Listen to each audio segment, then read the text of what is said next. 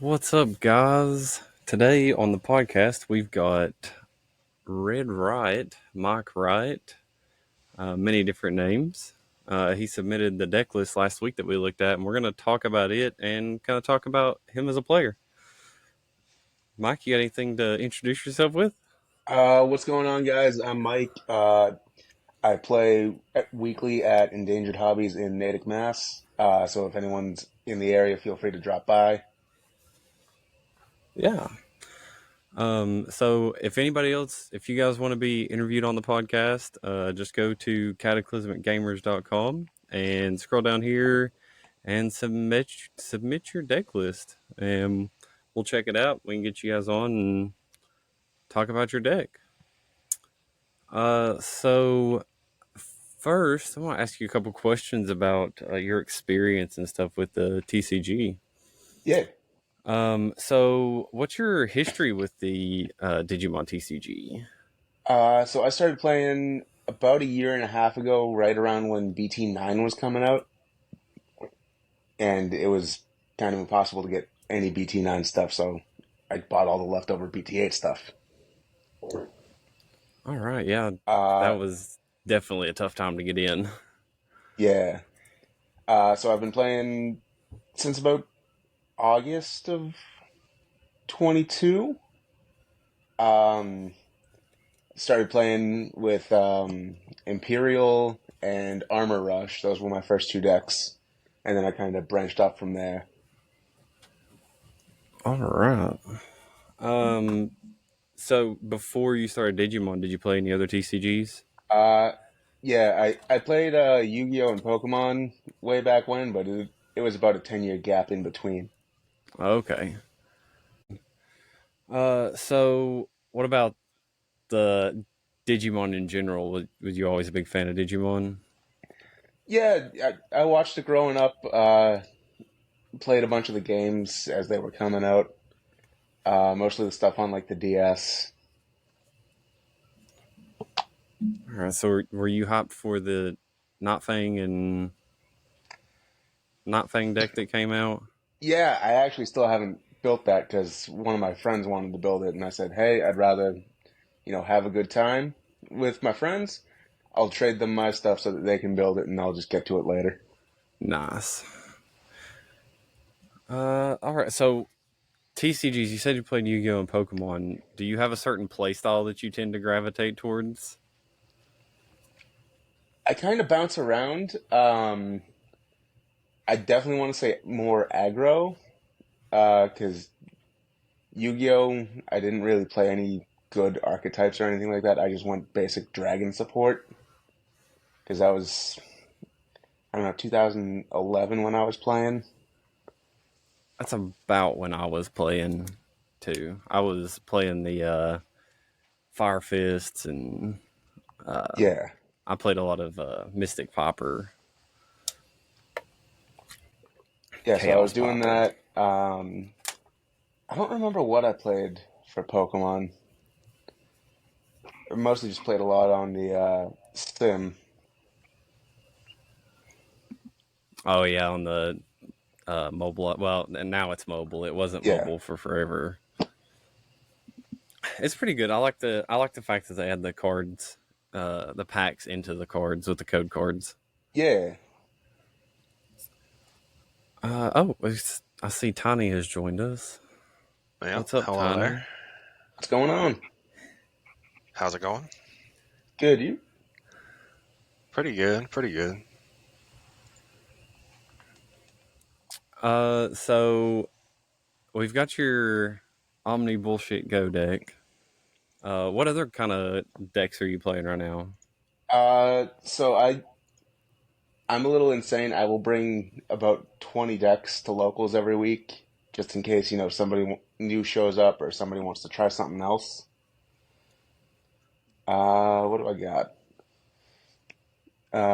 Machine Dramon, Rosemon, Dark Masters, Alter S, Red Dinosaurs, Devas, Chessmon, Justimon, Turtles, D Reaper, Royal Knights, a really janky mono yellow Specon deck, Bugs, Tyrannomon, Shine, Megidramon, Imperial, uh, Metal Garurumon, Black War, Gallantmon, and Gaiamon. Oh, so you got a whole slew of decks coming. Yeah, That's about like Jordan. He'll roll up and roll a d20 to see what deck he's playing for the day. And I heard my boy Tyrannomon. I've been testing him with Tiny. yeah, Getting ready for the regional in South Carolina. nice. So taking my boy.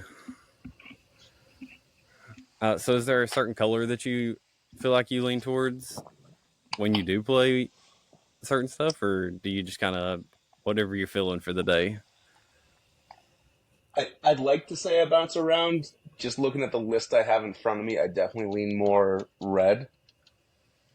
That goes back to the whole aggro thing, Yeah, swinging face. Now, is there a color that you don't want to play or don't prefer to play at all? I so rarely play purple.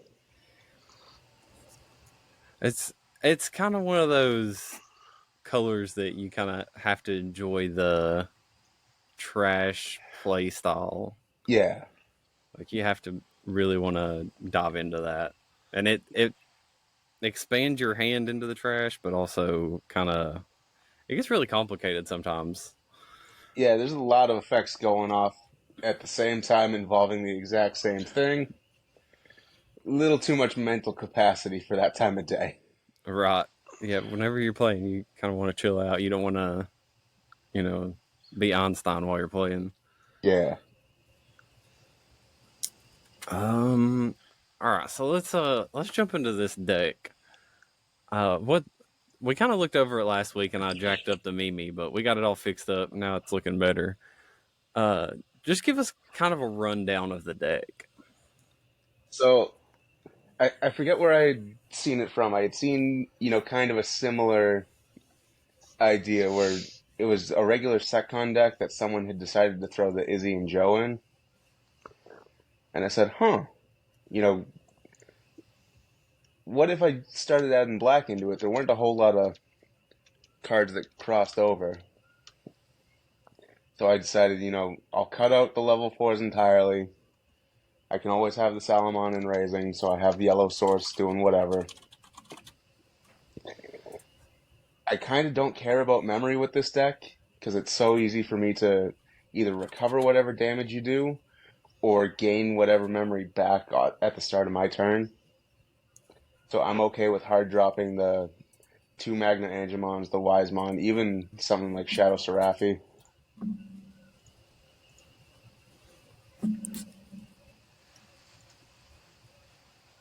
Yeah, Shadow Seraphi is insane.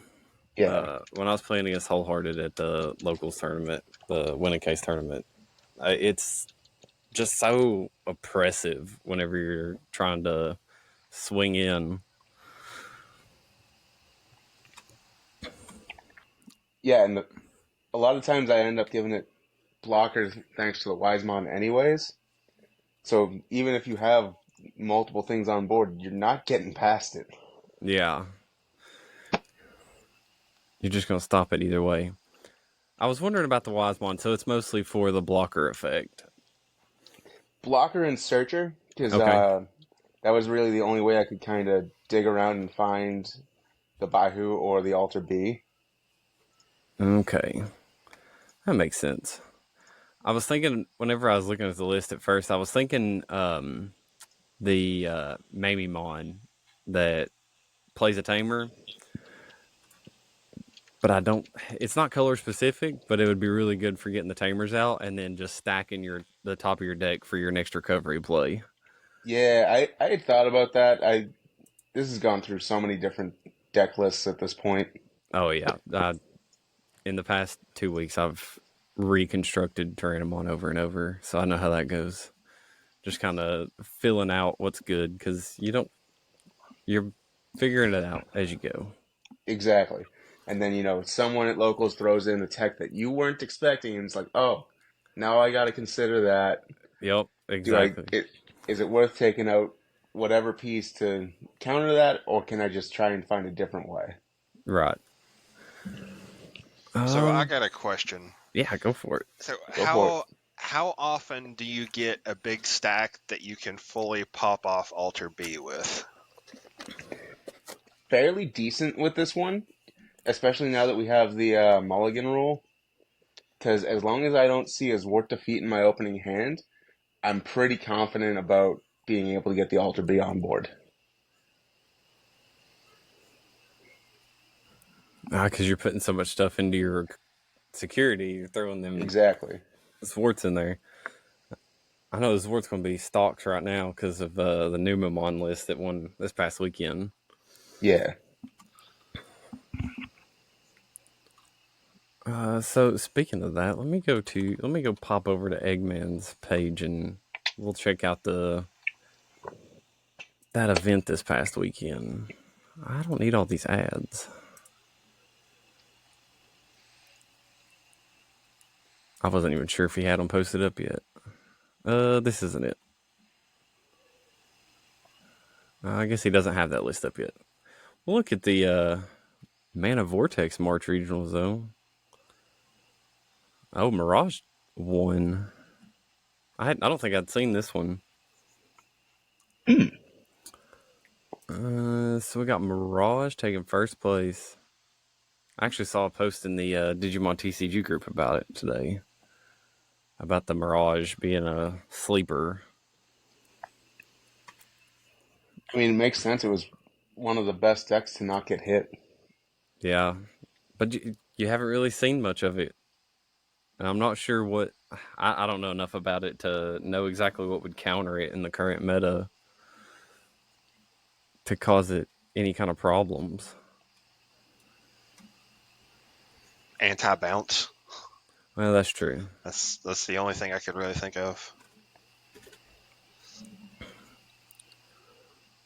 I don't know much about it, but this is also something that we were talking about the other night. There's one of the decks, Tony, running the single They Buka. only run 4 rookies, and they have the 1-0 Buka as the 4. Yeah, To increase I understand the math behind it. I mean, the math checks out. It seems so strange to me. I was seeing a couple Metal Garurumon decks. They were only running 3 eggs.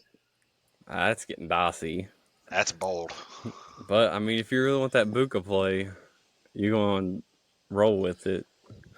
You're going to stack the math in your direction. Then we got Devas and Security Control in second and third place. Don't know much about Devas, but Jordan did say that 4 of Antilla is really aggressive for the deck. Seems pretty basic outside of that, from what I've seen anyway.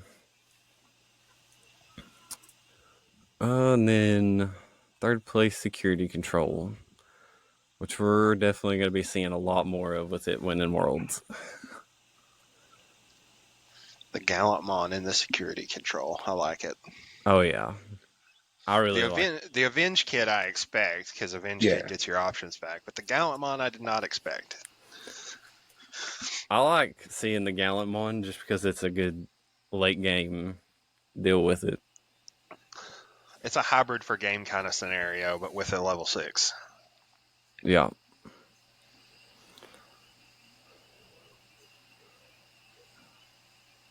Yeah, seems pretty Hyrismon, the -1 security. I feel like that's unusual. It's unusual, but it's not too uncommon from what I've seen. Okay. I haven't seen many Only lists. 1 level 4. What is the 1 level 4? Airdramon. Search your security stack and reveal 1 card, add it to your hand. If it's yellow, recovery +1. Is that the BT11 one? EX3. It's so bizarre to me that they would only have 1 level 4. Well, at that point, why even run a level 4? Well, they're not really... I guess it's just for getting to see the early check your security, because they don't care how much memory they're giving their opponent. And then they can dig out their revelation, or it's just a yellow card. Yeah, so they just get to search for security stack for a yellow card and add it to their hand, and then recovery. No, not necessarily a yellow card. I mean, you don't have to take a yellow card. Well, that's true. You You can add you don't anything. get you don't get the recovery if you don't take a yellow card, but you could take any card.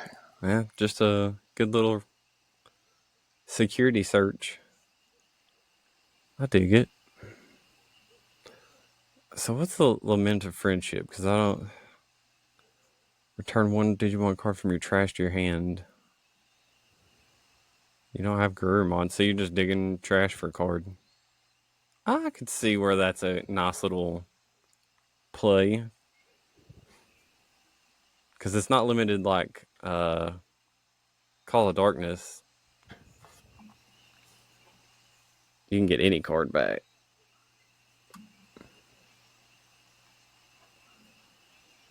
Alright. There any other decks on here you guys want to check out? Let me see if I can zoom that in some more. We got Shine, Fenrir, Levia, Red Hybrid. Bet that Red Hybrid's got 4 Ukamon. If it doesn't, I'd be surprised. Well, 3. Only 3. Somebody's cheaping out. Room for the Gravity Crush, though. Yeah. Maybe that's what it was. Maybe they want that extra finish.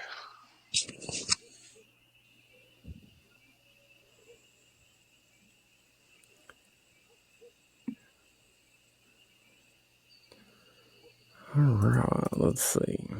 So we kind of brought you on, Red, to talk about your deck list. So let's get back to that for a second. Yeah. Have you had a chance to test that deck list against some of the more common meta threats, and how do you think it matches up against some of the top threats right now?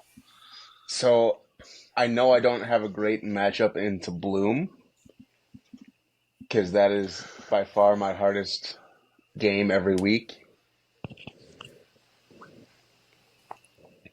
But stuff like Red Hybrid, what did my friends bring to Nats? Levia, Fenrir. It's usually a pretty even fight. I like to say that I'm the worst player at the best store, because a few guys at my locals are top 32 from Nats. Nice. So I can usually get them going so that it's a pretty even match. But, you know, it's a coin flip most days. Hey, that's how you get better, man. You play those meta decks and playing against good players. It just makes you better at the end of the day. Exactly. And taking decks like this into a store that's got people just crawling all over the meta, it just makes it even better that you're taking a janky deck like this. Oh, it's great, because my store is half super competitive and half jank like this. And we all know who's playing what deck for the day. But it doesn't stop any of us from playing our horrible, horrible choices. Hey, you just got to stand by what you're doing. That's how I roll. I just roll up. I built a it was, I can't even remember what it was, a win a case or a store championship, and built a Bagra army deck that had Dark Knight and Dark Knight X Anybody in it before the promo. And it was awful, but I stood by it. I was taking it to test it. I didn't care. I was trying to cook. Respect it. Yeah, I was trying to cook, and I don't get to go out and play much. So when I do get to go out, I'm just going to go with whatever I got. A wise man once said, if it's stupid but it works, it's not stupid. Exactly. Yeah, that's spot on. That's why I played the worst version of Greymon, Gaiomon. Hey, that man right there, he'll tell you about Gaomon and his. Yeah, well, I've never run exclusively Gaomon, but I do have all the cards for it. I've been gathering the resources to try and put it to work. Oh, I do run exclusively Gaomon. You guys will see that list soon. Yeah, Tiny will have to take it for a spin. Yep, I'm looking forward to it. Maybe I can get some ideas from it. We've been testing. He's been playing All Force and Black War Gray. All right. Another Greymon deck that I butchered. Hey, it's not butchering. It's all for the fun. You got to take those decks and cook them the way you want it to be. It doesn't. I run 12 options in Black War. That's a lot. That's a lot. 4 each of Dark Gaia and Hades. So you're playing Greymon Security Control? Is Yeah. that what I'm hearing? Hey, Mikey said on the last podcast, it's Option City time. They're starting to become more relevant. I remember when the game first came out and most decks were just like, you're either running all options as security control or you're running Or you're running none. You're running none or one or two. But now it's getting to a point in the game where it seems like it's better to have the options. It's like in Yu-Gi-Oh! You don't want to run a deck that's all monsters. You got to have a little bit of backup.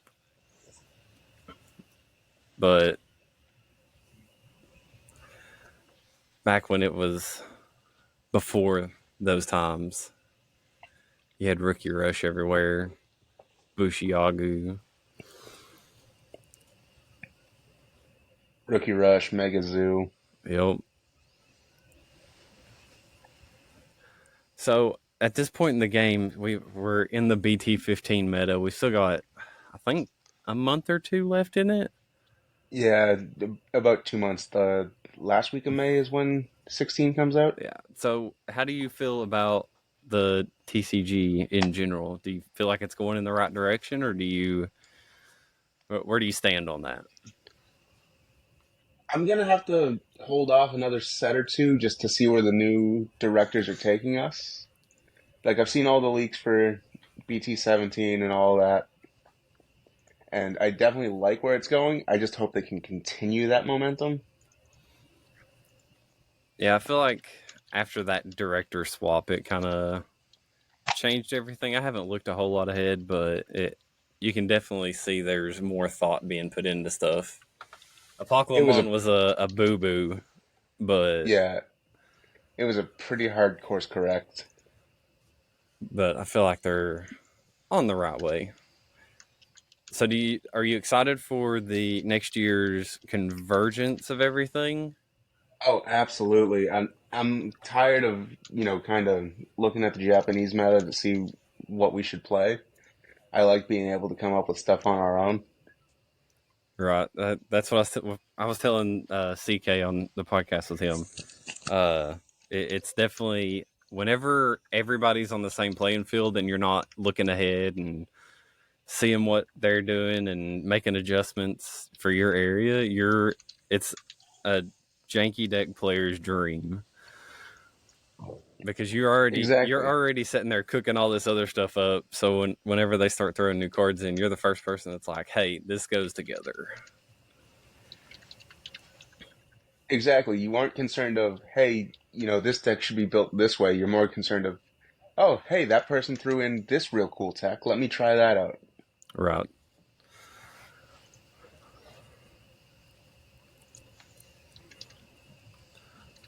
All right.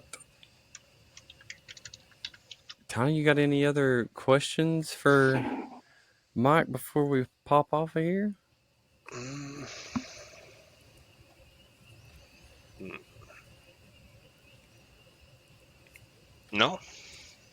No, I think that is it. All right. Mike, you got anything to add to the episode? Not really. Thank you guys for having me on. If I can flip my camera real quick, I have the deck all out in front of me. Sweet.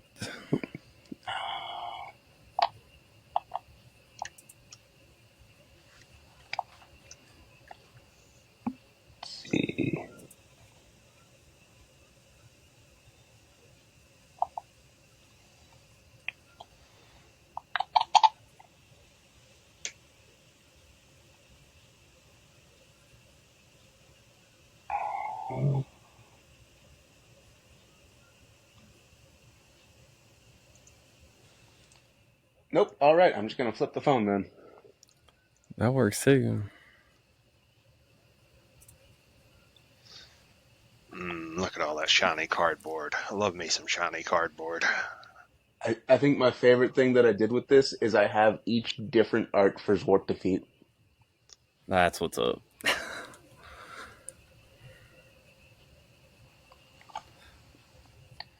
And then, the event pack, Calcites, memes. That would tear away at Mikey's poor heart, though, because he's the type of person that likes to, if he's got the highest rarity, that's the one he wants to play. If he's going to win, he wants to play that highest rarity. He does not want to play Yep. the lower rarity one. So what was the store that you said you played at? Endangered Hobbies in Natick, Mass. We're moving to Westboro pretty soon, but if anyone's in the area, drop by. Tournament days are going to be changing a little bit once we move. But yeah, drop by every week, Tuesdays and Saturdays. Sweet. That's awesome. Now, do you want to plug your TikTok or anything? Yeah, TikTok, MikeRiott. Right now it's mostly Bionicle content, but more Digimon stuff's coming down the line. Hey, now that's something I haven't heard about in forever. All right, guys. Thanks for listening to the podcast. Tiny, take us out of here. This has been another episode of the Security Check Digimon TCG podcast. We appreciate you for listening. Stay safe, have a good one, and we'll catch you next time. Yeah, keep slinging that cardboard. Later, guys.